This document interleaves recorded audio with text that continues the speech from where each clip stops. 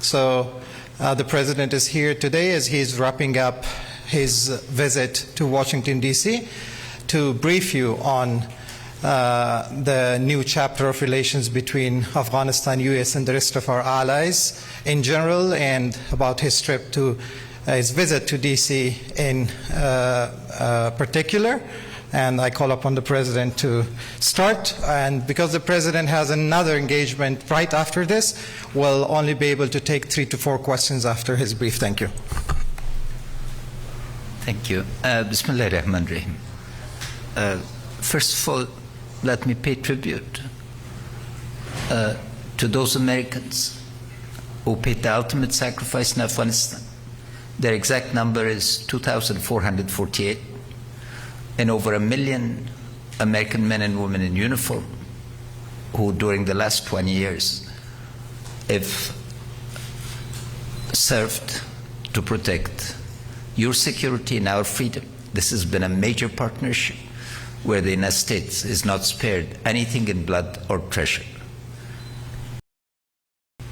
Very pleased to share that today the Afghan Defense and Security Forces have taken back a number of districts, both in the south and in the north, and are opening back the road between Pulkhumri and the Sanak Tunnel. For those of you who are prepared with details, the Afghan Defense and Security Forces have prioritized their actions and are fully prepared for the job that the Constitution of Afghanistan and the people of Afghanistan expect from them.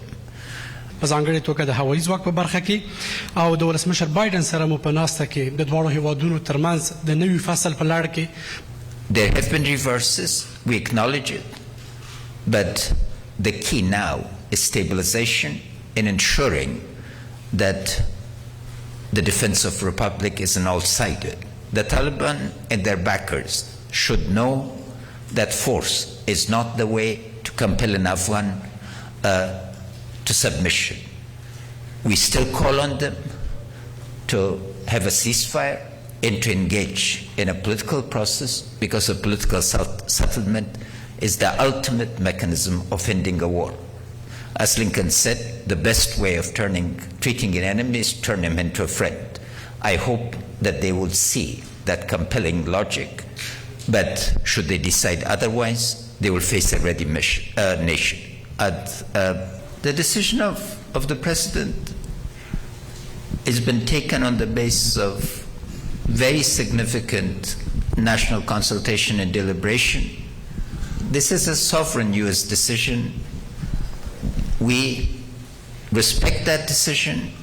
Our course is to manage the consequences and to ensure that the people of Afghanistan rise to the challenge. What we needed in terms of assurance regarding support, both for the legitimate government of the Islamic Republic of Afghanistan and the people of Afghanistan, and particularly in this moment when we are facing both COVID and a drought. The President clearly articulated that the U.S. Embassy in Afghanistan will continue its functioning, that support of over $3 billion for the Afghan security and defense forces has been requested, that